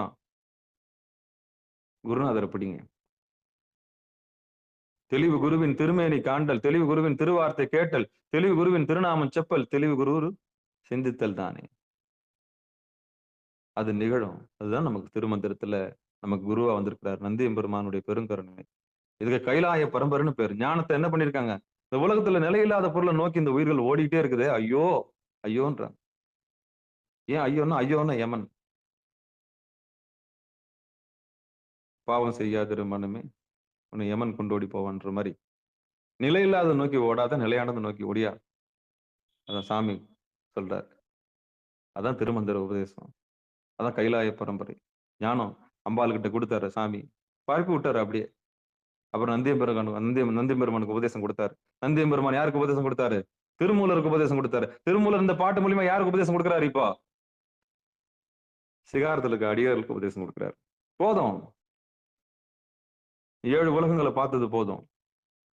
இந்த இடுப்பால, வயிறால, இந்த மார்பால, இந்த கழுத்து கீழே கிடைக்கிற இந்த உடம்பால வரக்கூடிய எல்லா விஷயங்களும் அப்படியே கொஞ்சம் ரைட், இதெல்லாம் டெம்பரவரி, ரைட், பார்த்தாச்சு, முடிஞ்சு போச்சு, வா மேல வா, உட்கார் வா. எல்லாம் வேணும். புருவ மதியத்துக்கு வந்து அப்புறம் விழிப்புணர்வோடு அனுபவி, விழிப்புணர்வோடு அனுபவி. அதுக்குன்னு கை காலை வெட்டி எறிஞ்சிட முடியுமா? வெட்டி எறிய முடியாது. எல்லாம் வேணும். விழிப்புணர்வோட சாமி கும்பிடு. விழிப்புணர்வோட எதுன்னு உண்மைன்னு தெரிஞ்சுக்க அப்புறம் பிரதோஷத்துக்கு போ. புரியாததெல்லாம் புரியும், தெரியாததெல்லாம் தெரியும். நீ எந்த புத்தகத்தை தொட்டாலும் உனக்கு விளங்கும். எப்போ? புருவ மதியத்துக்கு வந்த பிறகுதான். தவத்துல நீ உட்கார்ந்த பிறகுதான். உட்காராத கிடைக்காது. உழைக்காம எது ஒண்ணும் கிடைக்காது. உழைக்காம எது ஒண்ணும் கிடைக்காது. அப்ப இந்த பாட்டு என்ன சொல்ல வருதுன்னா, அருள் வழி செல்ல விரும்புகிறவர்களுக்கு நல்ல மார்க்கத்தை காண்பித்தோம் நாம். அதுவே சுழுமுனை என்கிற மார்க்கம். அந்த மார்க்கத்தில் நிலைத்து நின்று 2 பக்கம் ஓடுற காட்டை கொண்டு போய் அங்க காற்றை கொண்டு போய் நிறுத்தினா அதுதான் சன்மார்க்கம். அதுதான் சுழுமுனை மார்க்கம். அதுதான் எவ்வுயிரும் தம்முயிர் போல் பார்க்கிற அறிவு உனக்கு கிடைக்கும். எது வரைக்கும் ஜாதி இருக்குது? உடம்பால பாக்குற வரைக்கும் ஜாதி இருக்குது. எது வரைக்கும் பேதம் இருக்கு? மனதால இருக்கிற வரைக்கும் பேதம் இருக்கு. இது ரெண்டுத்தையும் கடந்துட்டோம்னா, உயிரறிவு பெற்றுட்டோம்னா, மயக்கம் தீர்ந்து போச்சுன்னா ஜாதி இருக்குதா? இல்ல. அதான் சாதி கூலம் பிறப்பு என்னும் சுழிபட்டு தடுமாறாம அப்படின்றாருல, ஆதமிலி நாயேன் என்றார்ல. அப்ப உடம்ப கடந்திருக்கணும் மாணிக்க வாசகர், இந்த மனத்தை கடந்திருக்கணும் மாணிக்க வாசகர், அப்புறம் இந்த உயிருடைய மயக்கத்தை கடந்திருப்பார் மாணிக்க வாசகர். அதுக்கப்புறம் எல்லா உயிரும் ஒரு உயிர்னு கண்டுபிடிச்சிட்டு இருப்பாரு மாணிக்க வாசகர். அவர் மெய்ஞானம் பெற்றிருப்பாரு. அவர் உயிர் ஞானம் பெற்றதுனாலதான் அந்த வார்த்தை சொன்னார், சாதி கூலம் பிறப்பு என்னும் அப்படின்ற எல்லைக்கு போகணும்னு சொன்னாலே இது 3த்தையும் கடந்திருக்கணும். இல்லைன்னா வாய்ஜாலக் தான் எல்லாமே. எல்லாம் வஞ்சகம். நல்லா பேசுவான், அப்புறம் ஜாதி பார்ப்பான். அந்த பேதம் பார்க்கற குணம் இருக்கும். மட்டமான புத்தி. அப்ப உண்மையில ஞானம் அடைஞ்சவங்க எப்படி இருப்பாங்க? எல்லாரும் உயிரை பார்ப்பாங்க. வாங்க சிவா, வா சாமி, என் செல்லம், என் செல்லம், பசிக்கும் இல்ல, சாப்பிடணும், ரொம்ப நேரம் பயணம் பண்ணி வந்திருப்பீங்களா, உட்காருங்க வாங்க. அப்போ உயிரறிவு பெற்றவர்கள் தனக்கு மலம் மூத்திரம் இருக்கிற மாதிரி, தனக்கு அவஸ்தை இருக்கிற மாதிரி தான் எதிராளிக்கு இருக்கும் அப்படின்னு உணர்ந்துருவாங்க. அப்ப எவ்வுயிரும் தம்முயிர் போல் கருதுவாங்க. இதுதான் உயர்ந்த நிலை. இது தன்னறிவு பெற்ற நிலை. இதுதான் பசுஞானம் பெற்ற நிலை. பாச அறிவு உள்ளவங்க ஒரு பக்கம் இருப்பாங்க, அவங்களை விட்டுருங்க. அப்புறம் பசு அறிவு பெற்றவர்கள் எப்படி இருப்பாங்கன்னா பக்குவப்பட்டவங்களா இருப்பாங்க. அதுக்கப்புறம் தான் பதிஞானத்துக்கு வருவாங்க. தலைவன் தன்னை அறிந்தவர்கள் தன் தலைவனை அறிந்து கொள்கிற நேரம் இருக்கு இல்லையா? அதான். அப்போ இந்த பாட்டு ஒரு முறை நான் பாடிடுறேன். ஓங்கிய அங்கி கீழ் பொன் சுழுமுனை செல்ல வாங்கி ரவிமதி வழிவோடிட தாங்கி உலகங்கள் 7ம் தரித்திட ஆங்கது சொன்னோம் அருள் வழியோர்க்கே. ரவினா சூரியன், மதியனா சந்திரன். நம்ம உடம்பு இயல்பிலேயே உடம்பு சூடாயிடுச்சுன்னா இடது பக்கம் ஓடி சந்திர நாடி ஓடி நம்மளை கூல் பண்ணிடும். நம்ம உடம்பு ரொம்ப கூலா இருக்குதுன்னு சொன்னா உடனே சூரிய நாடி வலது பக்கம் ஓடி நம்ம உடம்பு சூடு பண்ணிடும். இயல்பாவே ட்ரிபிள் வார்மர் நம்ம உடம்புல இருக்கு. வெப்பநிலை தக்க வைக்கிறது. அண்ணாமலையார் உள்ள இருக்கிறார். அண்ணாமலையார் உள்ள இருக்காரு. எத்தனை பேருக்கு தெரியும்? அக்னிதான், கால அக்னின்னு சொல்லக்கூடிய அக்னி தான் நம்ம உயிர். உயிர் எப்படி இருக்குது? அக்னியா இருக்கு. அதுக்கு ஜீவாத்மான்னு பேரு. அதுக்கு ஜீவாத்மான்னு பேரு. இதுதான் ரகசியம். அப்ப இந்த பாட்டு என்ன சொல்ல வருதுன்னா, அருள் வழி செல்ல விரும்புறவங்களுக்கு சுழுமுனை தான் மார்க்கம். அந்த மார்க்கத்துல போய் ஒடுங்கி நிக்கலாம், ஏகாந்தமா இருக்கலாம். சித்தாந்தம் முடிகிற இடம், வேதாந்தம் முடிகிற இடம், திருமுறை முடிகிற நாதாந்தம். திருமுறை பாடினா என்னது? நாதாந்தம். சாமி வேதாந்தம்னு சொன்னீங்க, ரிக்கு எஜுர் சாமாதரவன்னு சொன்னீங்க, இந்த திருமுறையில என்ன சாமி? அதான் நாதாந்தம். தமிழ் வேதம். தமிழ் வேதம் எங்க முடியுது? நாதத்துல முடியுது. சாமி பாட சொல்றாருல்ல, இன் தமிழால் சொற்றமிழால் என்னை பாடுன்னு சொல்றாருல்ல, என்ன அர்த்தம்? சாமி நாதத்தை விரும்புறாரு, பாடினா வரம் கொடுத்துருவாரு. அப்படி பாடிதான் ராவணன் தன்னை வாழ்வாங்கனா. பாட்டுன்னா சாமிக்கு பிடிக்கும். எவ்வளவு பெரிய பாவம் செஞ்சவனா இருந்தாலும் பாடும்போது சாமி உருகிறாரு. அப்போ இந்த திருமுறை பாடுறவங்களுக்கு என்ன அந்தம் அப்படின்னா நாதாந்தம். சித்தாந்தம் படிக்கிறவங்களுக்கு 14 சாஸ்திரம் படிச்சு முறையா ஃபார்முலா கண்டுபிடிச்சு சுழுமுனைக்கு தான் வரணும். சிவஞானம் போது எங்க முடியுது? அதான் முடியுது. 14 சாஸ்திரம் எங்க முடியுது? உருவமதியில் தான் முடியுது. இந்த ரகசியத்தை நம்ம உடைச்சு விடுறதுனால அது வேதாந்தம், சித்தாந்தம், அப்புறம் யோகாந்தம், நாதாந்தம், கல்பாந்தம், எல்லா அந்தமும் உருவமதியில் தான் முடியுது. அதனாலதான் இது சுழுமுனை மார்க்கம்னு பேரு. இந்த மார்க்கத்தை அருள் வழி செல்றோருக்கு இங்க சுட்டி காமிக்கிறார் திருமூலர். சரிங்க, பொருள் வழி செல்றவங்களுக்கு அது நமக்கு வேண்டாம். அது இந்த எல்லா உயிரும் பண்ணிட்டு தான் இருக்குது. இன்னைக்கு உலக ஓட்டமே அதுல தானே இருக்குது. எப்படியாவது வீடு கட்டிடணும், எப்படியாவது கார் வாங்கிடணும், எப்படியாவது வேலை வாங்கிடணும், எப்படியாவது பதவி வாங்கிடணும், எப்படியாவது முதலமைச்சர் ஆயிடணும், எப்படியாவது பிரதமர் ஆயிடணும், எப்படியாவது நாட்டை ஆளணும், எப்படியாவது என்ன பண்ணணும், ஆக மொத்தம் அதுக்கு தானே ஓடிட்டு இருக்குது. இதுல வேற போட்டி, பொறாமை, காம, குரோதம், மோக, லோபம், மதம், ஆச்சரியம், டம்பம், அசூயை, இத்தனை கூத்து இருக்குதானே செய்யுது. இத்தனை கூத்தும் இருக்கத்தானே செய்யுது. அவங்களுக்கு உபதேசம் கொடுத்தா காதுல வாங்க மாட்டாங்க. நம்மள பைத்தியக்காரன்னு சொல்லுவாங்க. ஏன்னா ஓட்டப்பந்தயத்துல ஓடுறவனு போயிட்டு எப்பா அந்த டார்கெட் நிலை இல்லாததுப்பான்னு சொன்னா ஒத்துக்குவானா? போடா போடா வேலையை பாடுறா பைத்தியக்காரா. நம்மளுக்கு பைத்தியக்காரன் சொல்லுவான். நம்மள பைத்தியக்காரன் சொல்லுவான். உண்மைதானே? ஏன்னா அவனுக்கு நிலை இல்லாததுதான் நிஜம். ஆடி கார் வாங்கணும்னு அவன் வாழ்க்கையில ஓடுறான். பாவம் அவனு போய் ஆடி கார் நிலை இல்லாததுப்பா அப்படின்னு சொன்னா ஒத்துக்குவானா? ஏன்னா அவன் உலகியல் டார்கெட் வச்சுட்டான். அந்த உயிர் போய் மோதிட்டு வரும். அதனாலதான் உயிர் எந்தெந்த மயக்கத்துக்காக அந்த உயிர் வந்துருதோ அந்த மயக்கத்தை அதை செஞ்சு முடிக்கட்டும், அதோட விட்டுருவாங்க. யாரையும் கம்பல் பண்ண மாட்டாங்க. அப்போ ஆஞ்சி ஓஞ்சி விரக்தி வந்து இனி என் செயலாவது யாதொன்றும் இல்லை அப்படின்னு வாழ்க்கையில தேடுறான் பாத்தீங்களா, அவனுக்கு தான் நம்ம உபதேசம் சிகாரம் சேனல். ஆமா, இங்க அறிவாளிக்கு இங்க இடமே கிடையாது. ரொம்ப புத்திசாலிக்கு இந்த சேனல்ல இடமே கிடையாது. உங்களுக்கு விஷயம் தெரிஞ்ச ஆளுக்கு இங்க இடமே கிடையாது. அதே மாதிரி முட்டாளுக்கும் இந்த இடத்துல இடமே கிடையாது. அது முட்டாள்னா அறிவிலி. ஏன்னா அவனுக்கு உலகம் தான், உடல் உறவு தான் பெருசு, உடம்பு தான் பெருசு, சாப்பாடு தான் முக்கியம். அடப்போடா நீ ஏதோ ஒண்ணா பேசிக்க, அவ்வளவுதான். அப்ப 2 பேருக்கு இங்க உபதேசம் கிடையாது. திருமூலர் யாருக்கு உபதேசம் கொடுக்கிறாரு? ரொம்ப அறிவாளிக்கு இங்க உபதேசம் கொடுக்க முடியாது. ஏன்னா அவனுக்கு விஷயம் தெரியும். அவனுக்கு விஷயம் தெரியும். விஷயம் தெரிஞ்சவனுக்கு இங்க இடம் கிடையாது சிகாரத்துல. அப்ப திருமூலர் யாருக்கு உபதேசம் கொடுக்கிறாரு? அடிமுட்டாளுக்கு இங்க வேலை கிடையாது. ஏன்னா அவனுக்கு அதை பத்தின அக்கறையே கிடையாது. ஞானம் அது என்ன, அது என்ன இருந்தா என்ன இல்லாட்டி அவ்வளவுதான். இறைவனை பத்தின அக்கறையே இல்லாம ஏன் வந்த எதுக்கு வந்தன்ற தெளிவே இல்லாத ஒரு செக்கு மாடு மாதிரி இருக்கிற ஆளுக்கு நமக்கு உபதேசம் கொடுக்க முடியாது. காரணம் என்ன, கொடுத்தாலும் வீணு. அவங்ககிட்ட உபதேசம் கொடுத்தாலும் வீண், அது வேஸ்ட்.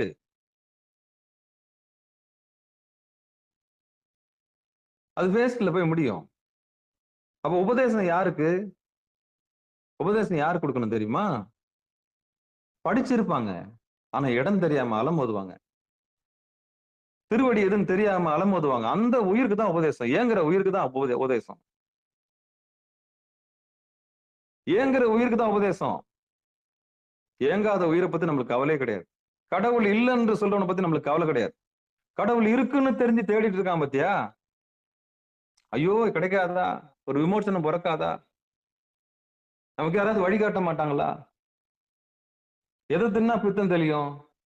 யாராவது நம்மளுக்கு உண்மையை சொல்லிக் கொடுக்க மாட்டாங்களா? யாராவது கைப்பிடிச்சு நம்மளை கொண்டு போக மாட்டாங்களா? இல்ல சாமி வந்து காட்சி கொடுக்க மாட்டோம், யாம் இருக்கிறோம் வந்தோம் அப்படின்னு உள்ள இருந்து குரல் கேட்காதா? அப்படி தேடுறான் பத்தியா, அவனுக்கு தான் உபதேசம் திருமூலர் கொடுக்கிறாரு. அவனுக்கு தான் உபதேசம். சாமி எப்படி இருக்காரு? இருநிலனாய் தீயாகி நீருமாகி அப்படின்னா எல்லா பூதமும் அவர் தான். ஆணாகி பெண்ணாகி அலியாகி எல்லாமே அவர் தான். அப்ப அது பாக்குற அறிவு எப்ப வரும் உங்களுக்கு?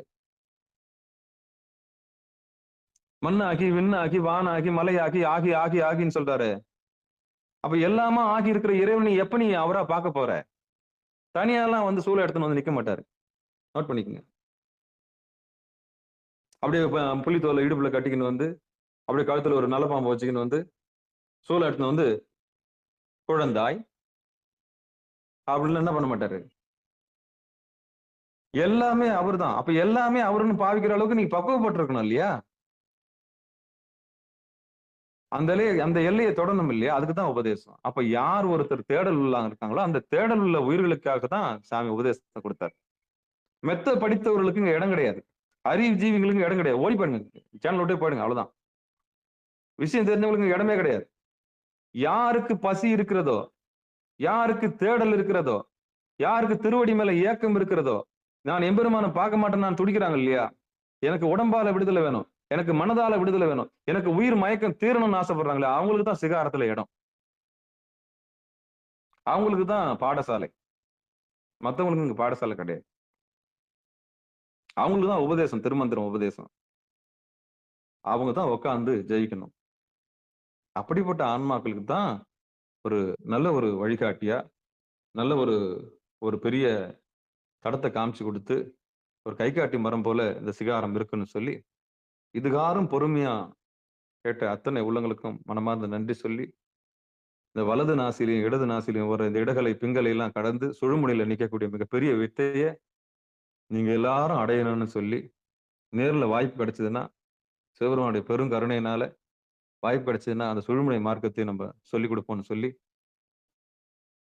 இவ்வளவு தூரம் திருமந்திர நூலை சிந்திக்க வாய்ப்பு கொடுத்த எல்லாம் வல்ல சிவபெருமானுக்கும், அந்த வழி வழியா உபதேசம் பெற்று நந்தியம்பெருமானுடைய பெரும் கருணையினால உபதேசம் பெற்ற நம்ம திருமூல நாயனாருடைய பொற்பாதங்களுக்கும் மனமொழி மிகளாலே வணங்கி, நிகழ்ச்சியில் பங்கெடுத்த அத்தனை உள்ளங்களுக்கும் மனமார்ந்த நன்றி சொல்லி நிகழ்ச்சியை இனிதே நிறைவு செய்வோம்.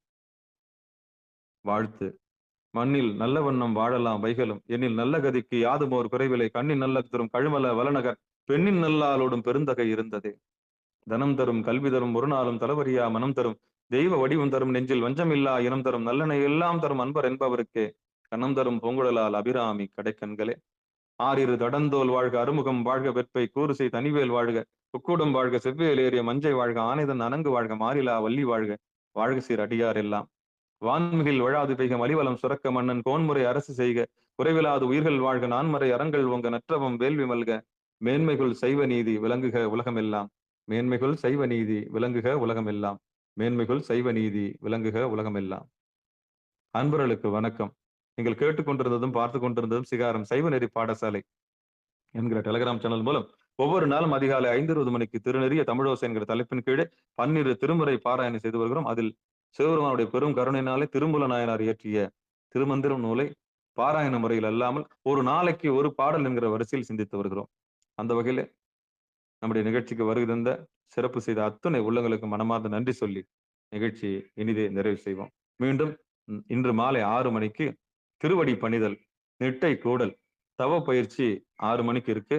அந்த ஒரு மணி நேர நிகழ்வில் அடியார் பெருமக்கள் கலந்து கொள்ளும்படி பணிவன்போடு கூறி விடைபெறுகிறோம். நற்றுணையாவது நமச்சிவாயவே. நன்றி. திருச்சிற்றம்பலம், தில்லையம்பலம். அனைவருக்கும் வணக்கங்க. சிவாய நம. நமச்சிவாய வாழ்க, நாதன் தாள் வாழ்க.